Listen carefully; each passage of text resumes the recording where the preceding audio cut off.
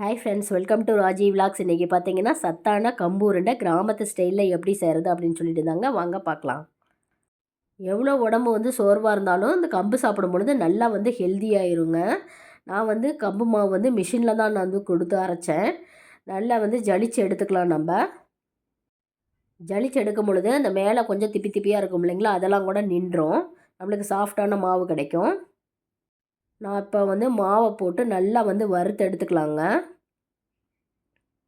நல்லா கம கம கமன்னு வாசனை வருங்க.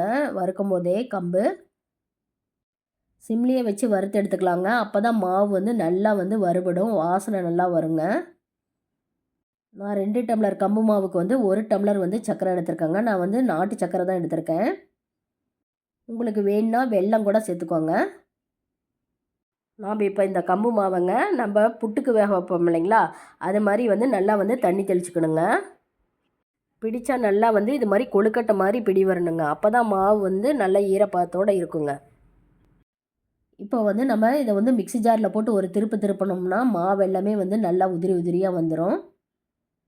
இப்போ மாவை நம்ம நல்லா வேக வச்சு எடுத்துக்கலாங்க. பாருங்கள் ஃப்ரெண்ட்ஸ், இப்போ மாவு நல்லா வெந்துருச்சு.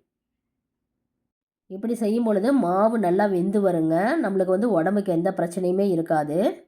இப்போது காய்ச்சி வச்சோம் இல்லைங்களா, அந்த பாகு எடுத்து நம்ம ஊற்றிக்கலாங்க. இதுக்கு கம்பி பதமெல்லாம் தேவையில்லைங்க. சர்க்கரை கரைஞ்சி ஒரு கொதி வந்தால் மட்டும் போதும்.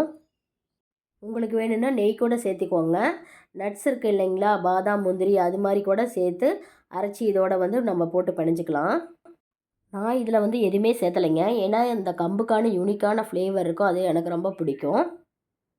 இப்போது சூடு ஆறுனதுக்கப்புறம் உருண்டைகளாக பிடிச்சு எடுத்தால் கம்பு உருண்டை ரெடி.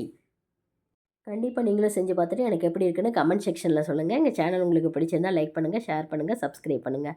Thank you friends.